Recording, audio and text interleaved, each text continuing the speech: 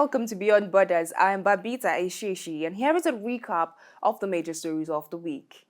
South Korean president denies ordering arrest of lawmakers, and Israelis look past euphoria and urge Trump to follow up on hostage deal. Iraqis lawmakers pass a bill that critics says legalizes child marriage, and President Trump announces U.S. withdrawal from World Health Organization. And now the news in detail. In Seoul, South Korea's impeached President Yoon Suk-yeol was formally arrested the early hours of Sunday morning, just days after being taken into custody at the presidential compound in Seoul. He now faces potential prison time over his controversial decision to declare martial law last month.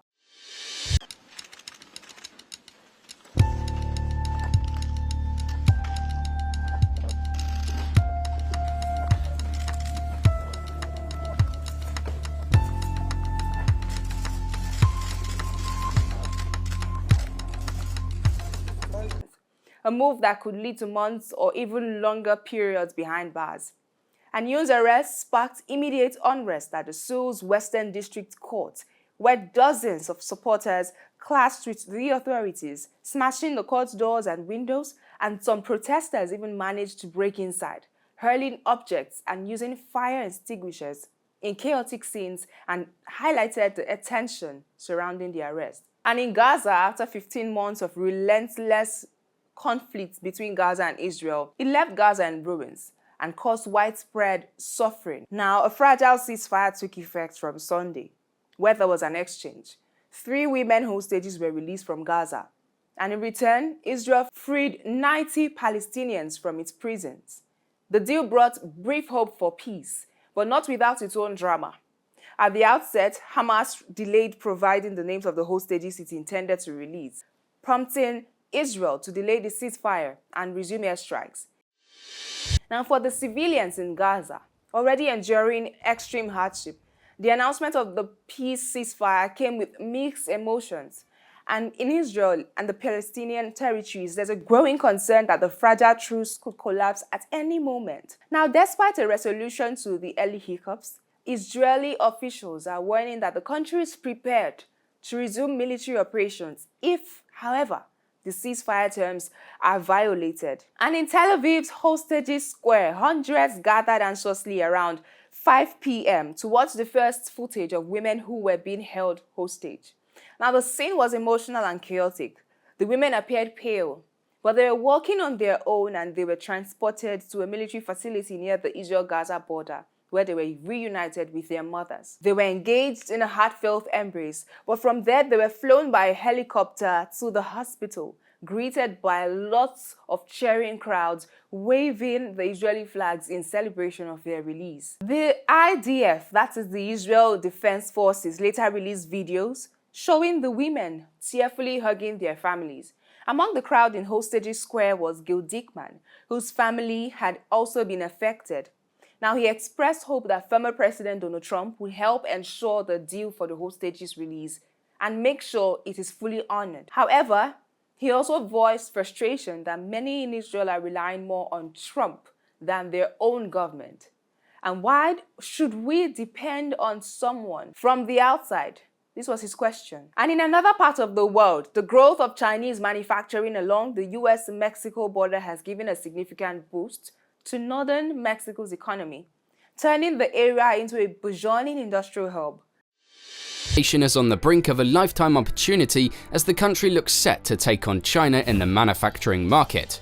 But local businesses are now on the edge, worried about the potential impact of tariffs under President Trump. Under President Trump's administration, there's a lot of uncertainty ahead, and many are watching closely to see what happens next. And speaking of the United States, in Washington, D.C. on Monday, President Donald Trump was inaugurated at Capital One Arena, beginning his second term as the 47th President of the United States. In a flurry of executive actions following the swearing-in ceremony, Trump wasted no time as he pushed forward his policy agenda, including announcing nearly 1,500 pardons for individuals charged in connection with the January 6, 2021 Capitol riots, and called for the Justice Department to drop any remaining cases against them. Trump also laid out a sweeping agenda for his second term, including plans to remove Biden's bureaucrats and freeze new government regulations. In fact, he signed a series of documents aimed at curbing government overreach, rolling back climate change policies like the Paris Agreement, and tackling the rising cost of living. He also announced that there would be only two genders. As of today, it will henceforth be the official policy of the United States government that there are only two genders, male and female.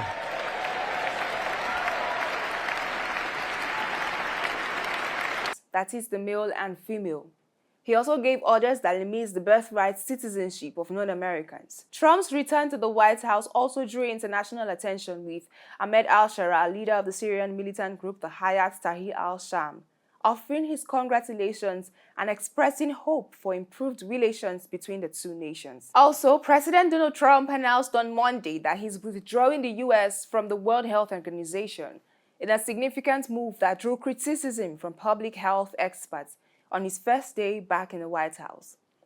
While lawmakers from both parties had criticized WHO in 2020, when Trump first decided to pull out during the global pandemic, the COVID-19, House Speaker, as at that time, called it an act of true senselessness. And some other persons disagreed with Trump's decision and called it a strategic error. Now, WHO is a pretty essential organization, and with America's withdrawal creates a political vacuum that only one country can fill, and that is China. And this could give China more political influence around the world. Dr. Ashish Jha, who served as White House COVID-19 response coordinator during the Biden administration, says withdrawal is a grievous wound to the World Health Organization, but it's still a deeper wound in the U.S. He added and warned that withdrawing from the WHO weakens the organization because it relies heavily on the U.S. for staff and expertise in tracking global influenza. However, it takes a year to withdraw from the body, and there is an obligation for the U.S. to continue funding it for a year. But who's going to enforce this obligation? Is Trump really going to be intimidated by global norms around these things? Meanwhile, in Baghdad, Iraq's parliament has passed 3 divisive laws on Tuesday, including amendments to the country's personal status law that opponents say would legalize child marriage. Iraq's law currently sets 18 as the minimum age of marriage in most cases. The changes passed on Tuesday would let clerics rule according to their interpretation of the Islamic law, which some interpret to allow the marriage of girls in their early teens or as young as 9, under the Jafari school of Islamic law, followed by the Shiite religious authorities in Iraq.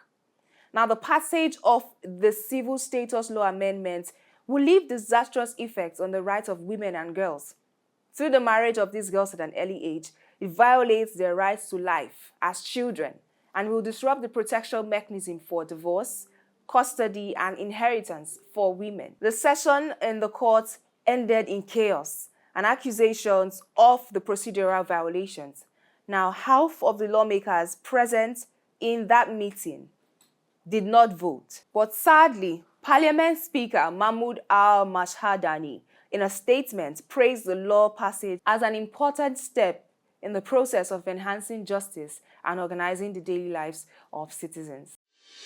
Iraq has just passed a controversial new law that critics say will allow child marriage. This law has sparked outrage and concern among human rights activists. Families fear their young daughters could be forced into marriage at a very early age. Protests have erupted across the country, demanding the law be changed. The law allows girls as young as 9 to be married, which many believe is a violation of their rights. Government officials argue that the law respects cultural traditions and parental consent. Critics argue that education and childhood should be prioritized over early marriage. The future of Iraq's daughters hangs in the balance. Will they be brides or will they be students? And that's all we can take on the recap of the news for the week. I'm Babita Isheshi. Many thanks for watching.